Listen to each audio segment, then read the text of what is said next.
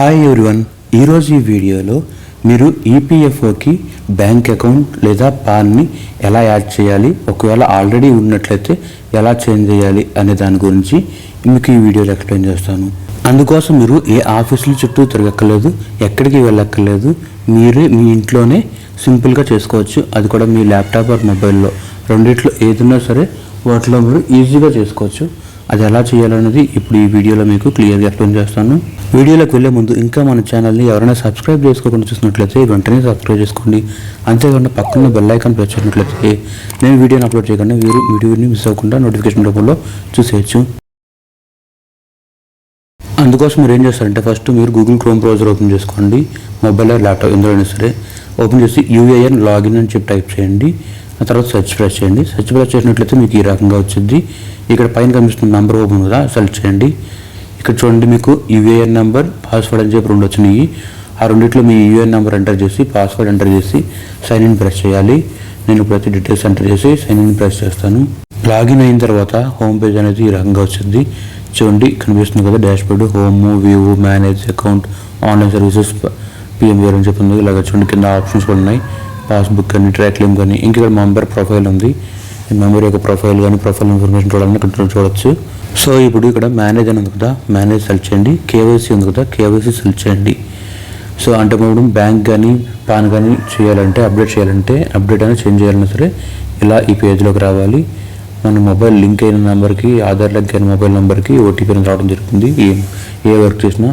So bank అనేది first bank చూద్దాం. Bank select చేసిన తర్వాత ఇక్కడ కొత్త బ్యాంక్ అకౌంట్ నెంబర్ ఇవ్వాలి కదా. సో కొత్త బ్యాంక్ అకౌంట్ నెంబర్ ఏదైతే ఉందో ఆ బ్యాంక్ అకౌంట్ నెంబర్, అసలు బ్యాంక్ అకౌంట్ యాడ్ చేయకపోతే అదైనా సరే అక్కడ ఇచ్చుకోవచ్చు.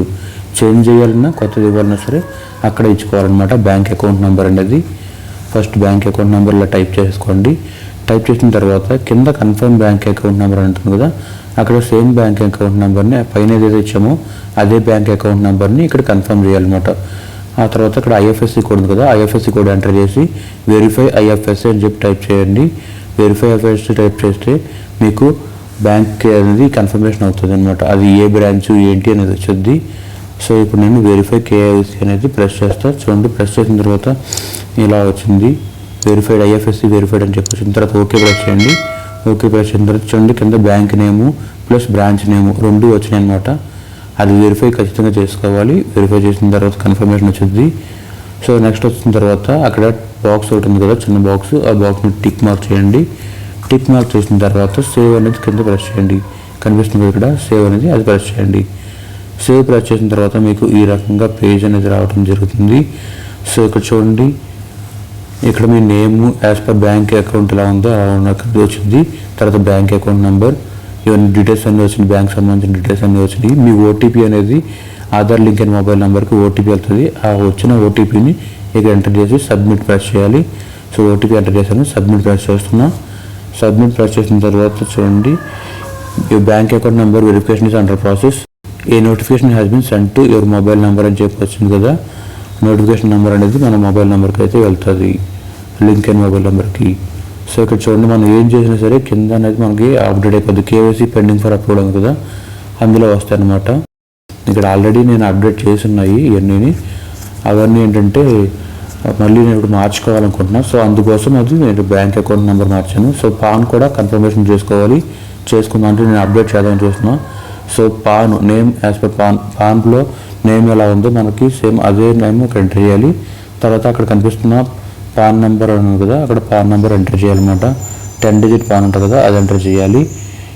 నేనైతే ఇప్పుడు డీటెయిల్స్ అన్ని ఎంటర్ చేస్తాను. డీటెయిల్స్ ఎంటర్ చేసి తర్వాత ఇక్కడ కింద టిక్ మార్క్ ఉంది కదా, ఆ టిక్ మార్క్ దగ్గర టిక్ ప్రెస్ చేయాలి. సో నేను ఇప్పుడు నేమ్ ఇచ్చాను, పాన్ నెంబర్ ఇచ్చాను, ఇక్కడ టిక్ చేస్తున్నాను. చూడండి, టిక్ చేసిన తర్వాత కింద సేవ్ అనేది వచ్చింది. ఆ సేవ్ అనే ఆప్షన్ ప్రెస్ చేయండి.